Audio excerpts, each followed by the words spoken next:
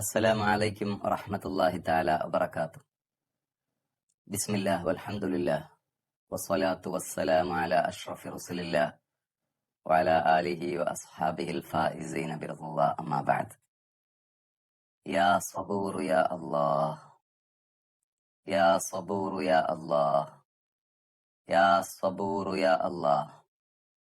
അത്യധികം ക്ഷമിക്കുന്ന അല്ലാഹുവേ, വളരെയധികം ക്ഷമയുള്ളവനെ, ക്ഷമിക്കുന്നവനായ അല്ലാഹുവേ. ഇത് അള്ളാഹുവിന്റെ അസ്മാഉൽ ഹുസ്നയിലെ 100ാമത്തെ ഇസ്മാണ്. ഈ ഇസ്മിനെ ധാരാളമായി ചൊല്ലി വന്നാൽ നമ്മോട് പക കാണിക്കുന്ന പഹയന്മാരുടെ ശർറിൽ നിന്ന് രക്ഷപ്പെടാനാകും. ഇതാണ് ഇതിന്റെ ഫലമായി പറയുന്നത്.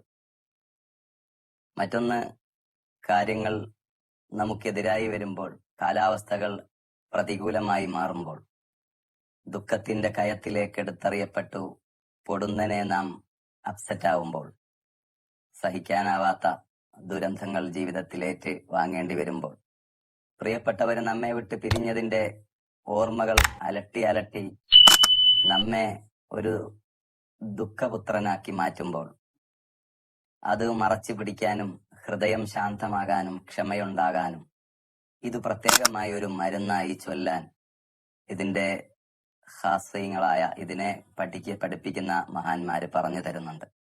യാ സബൂർ യാ അല്ലാഹ് എന്ന് 33 വട്ടം ദുഃഖത്താൽ, പ്രയാസത്താൽ, നൊമ്പരത്താൽ ഒരു മനുഷ്യൻ ഹൃദയം പിടയുമ്പോ ചൊല്ലിയാൽ നല്ല സമാധാനം കിട്ടുമെന്ന് പറയുന്നുണ്ട്.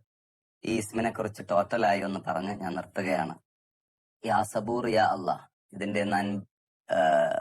അബ്ജദ് കണക്ക് 298 ഇതിന്റെ കാവൽക്കാരനായ മലക്കിന്റെ പേര് ഹഹ് യാ ഈൽ. പലപ്പോഴും പല ഇസ്മുകളിൽ നാം പറയുന്ന പേരാണ് ഹഹ് യാ ഈൽ. പല ഇസ്മുകളെ കുറിച്ചും പറയുന്ന കൂട്ടത്തിൽ ഈ ഇസ്മ ഇതുവരെ പറഞ്ഞിട്ടില്ല. ഈ മലക്കിന്റെ സാന്നിധ്യം ആ ഇസ്മുകളിൽ നാം പറഞ്ഞു തന്നിട്ടുണ്ട്. അള്ളാഹു മഹാന്മാരായ സ്വാലിഹീങ്ങളായ ആളുകളുടെ മദതും മലായികത്തിന്റെ കാവലും നല്ല ജിന്നുകളുടെ സാമീപ്യവും ഒക്കെ അള്ളാഹു നമുക്ക് നൽകട്ടെ. ജിന്ന് സൂറത്ത് ധാരാളമായി ഓതുന്ന ആളുകൾക്ക് ജിന്നിനെ കാണുവാനും അവരുമായി അവരുടെ ലോകത്ത് സംവദിക്കുവാനും സാധിക്കും. ജിന്ന് ഒരു പൈതലെ കൊണ്ടുപോയി വിട്ടാരെ ജിന്നെ വിളിപ്പിച്ച ദീനെ കൊടുത്തോവർ. ഷെയ്ഖ് മുഹയ്യിദ്ദീൻ അബ്ദുൽ ഖാദിർ അൽ ജീലാനി തങ്ങളുടെ കറാമത്തായി മുഹയ്യിദ്ദീൻ മാലയിൽ പറയുന്ന ഒരു വരിയാണ് ഞാൻ ചൊല്ലിയത്. ജിന്നൊരു പൈതലെ കൊണ്ടുപോയി വിട്ടാരെ. ജിന്ന് ഒരു 16 വയസ്സുള്ള പെൺകുട്ടിയെ തട്ടിക്കൊണ്ടുപോയി. പെട്ടെന്ന് മട്ടുപ്പാവില് വസ്ത്രം അലക്കിയത് ആറാനിടുമ്പോഴാണ് പെട്ടെന്ന് അപ്രത്യക്ഷമാവുന്നത്. ജിന്ന് പിടിച്ചുകൊണ്ടുപോയതാണ്. ഷെയ്ഖ് മുഹയ്യിദ്ദീൻ അബ്ദുൽ ഖാദിർ ജീലാനി തങ്ങളുടെ അടുത്ത് പോയി അക്കാലത്താണ് സംഭവം എന്നതുകൊണ്ട് പറഞ്ഞപ്പോ ഷെയ്ഖ് അവർകൾ അദ്ദേഹത്തിന്റെ പിതാവിനെ രാത്രി ഒരു മരുഭൂമിയിലേക്ക് അയച്ചു. അവിടെ ഒരു റൗണ്ട് വരച്ച് ബിസ്മി ചൊല്ലി, എന്റെ പേര് ചൊല്ലി വരക്കുക, അള്ളാഹുവിന്റെ പേര് ചൊല്ലി എന്നെയും ഓർമ്മിപ്പിച്ച് അവിടെ വരക്കുക.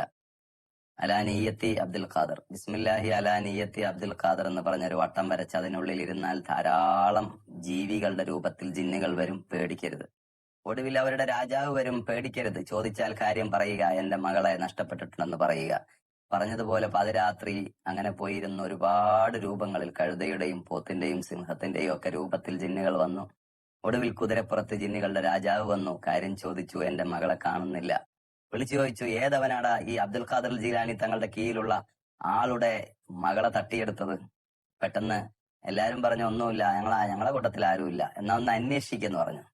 വിത്തിൻ 1 സെക്കൻഡ്, കുറച്ച് സമയം കഴിയുമ്പോഴേക്ക് ചൈനയിൽ നിന്നുള്ള ഒരു ജിന്നിനെയും പിടിച്ചുകൊണ്ടുവന്നു. കൂട്ടത്തിലുള്ള ജിന്ന് പട്ടാളക്കാർ, കൂടെ ആ പെൺകുട്ടി ഉണ്ടായിരുന്നു. എന്തിനാടാ ഈ പെണ്ണിനെ തൊട്ടത് എന്ന് ചോദിച്ചപ്പോ, എനിക്ക് ഇവളോട് പ്രേമമായി പോയി, അതുകൊണ്ട് തട്ടിക്കൊണ്ടുപോയതാണെന്ന് പറഞ്ഞപ്പോ, അറുത്ത് കൊന്നുകളാ എന്ന് പറഞ്ഞ് രാജാവ് പ്രഖ്യാപിക്കുകയും ആ ദുഷ്ടനായ ജിന്നിനെ അറക്കുകയും ഇയാൾക്ക് മകളെ തിരിച്ചു കൊടുക്കുകയും ചെയ്തു. ജിന്നുകളുമായി സംവദിക്കാൻ ഔലിയാക്കൾക്ക് സാധിക്കുന്നത് പോലെ ഔലിയാക്കളെ സ്നേഹിക്കുന്നവർക്കും സാധിക്കും. അസ്മാഉൽ ഹുസ്ന ധാരാളം ചൊല്ലുമ്പോൾ അള്ളാഹുവിന്റെ മലായിക്കത്തിൽ കിറാമിന്റെ സാന്നിധ്യം നമുക്കുണ്ടാവും എന്നതുപോലെ ജിന്ന് സൂറത്ത് ധാരാളം ഓതുന്ന ആളുകൾക്ക് ജിന്നുകളുടെ സാന്നിധ്യം ഉണ്ടാവും. വലിയ വലിയ ഉസ്താദുമാരൊക്കെ അവരുടെ ക്ലാസ്സുകളിൽ ജിന്നുകളുടെ സാന്നിധ്യമുള്ളത് പലപ്പോഴും ഇങ്ങനെ പറയാറുണ്ട്. നാം ഒരു കടങ്കഥ പോലെ അത് കേട്ടുപോകാറുമുണ്ട്. അവർക്ക് ജീവിതത്തിലെ അനുഭവങ്ങളാണ് നമുക്ക് അത്ഭുതങ്ങളാണ്. ഏതായാലും ഓരോ ഇസ്മിനും ഓരോ സാന്നിധ്യങ്ങളുണ്ട്, അദൃശ്യമായ ശക്തികളുടെ സാന്നിധ്യം. അത് അറിഞ്ഞുകൊണ്ട് വിശ്വാസത്തോടെ ഒരാൾ ചൊല്ലി വന്നാൽ സഹായങ്ങൾ ലഭിക്കും. ഇവിടെ പറയുന്നത് ദുഃഖവും വേദനവും സങ്കടവും മറ്റും സംഭവിച്ച സമയം ഈ ഇസ്മ 33 വട്ടം ഓതിയാൽ അള്ളാഹുവിന്റെ ഉദവി കൊണ്ട് അതുകളെല്ലാം നീങ്ങി സന്തോഷമാകും. 33 വട്ടം മനസ്സ് അടങ്ങുന്നില്ല. ഉമ്മ മരിച്ചുപോയി, ഉമ്മയുടെ ഓർമ്മകൾ ഇങ്ങനെ വരികയാണ്. ഉമ്മാക്ക് ഞാൻ വേദനകളെ നൽകിയിട്ടുള്ളൂ എന്ന് ചിന്തിക്കുന്ന മകൻ, നല്ല ചികിത്സ നൽകാൻ എനിക്ക് ആയിട്ടില്ല എന്ന് ഓർക്കുമ്പോഴുള്ള സങ്കടം, ഉമ്മയെ ശരിക്ക് സ്നേഹിച്ച് തീർന്നിട്ടില്ല, കണ്ട് കൊതി തീർന്നിട്ടില്ല, അതിനു മുൻപേ പോയി എന്ന് ചിന്തിക്കുമ്പോഴുണ്ടാകുന്ന ആ വേദന, അത് മറികടക്കാൻ മനസ്സിനാവില്ല. പ്രിയപ്പെട്ടവരുടെ വിയോഗത്തെ ഓർത്ത് വേദനിക്കുന്നവർ ഈ ഇസ്മ യാ സബൂർ യാ അല്ലാഹ് എന്ന് 33 വട്ടം ചൊല്ലിയാൽ തീർച്ചയായും അവന്റെ മനസ്സിന് സമാധാനം ലഭിക്കും, ക്ഷമയുണ്ടാവും. അള്ളാഹു മരിച്ചുപോയവർക്കൊക്കെ മഗ്ഫിറത്ത് നൽകട്ടെ. എന്റെ ഉമ്മായും ഉപ്പായും ഖബറിലാണ്, അള്ളാഹു അവർക്ക് മഗ്ഫിറത്ത് നൽകട്ടെ. ഈ ഇസ്മ ധാരാളം ചൊല്ലിയാൽ, ഈ ഇസ്മിന് ആദത്തായി ഒരു അക്കമനുസരിച്ച് എത്രയെങ്കിലും 100 500 ഒക്കെ ചൊല്ലി വന്നാൽ പകയന്മാരുടെ ഉപദ്രവത്തിൽ നിന്ന് രക്ഷപ്പെടും ഇൻഷാ അള്ളാഹ് എന്ന് മഹാന്മാർ സൂചിപ്പിക്കുന്നു. യാ സബൂർ യാ അല്ലാഹ്. ഇനിയും മറ്റൊരു ഇസ്മുമായി വരാം. ഈ ചാനൽ സബ്സ്ക്രൈബ് ചെയ്യുക.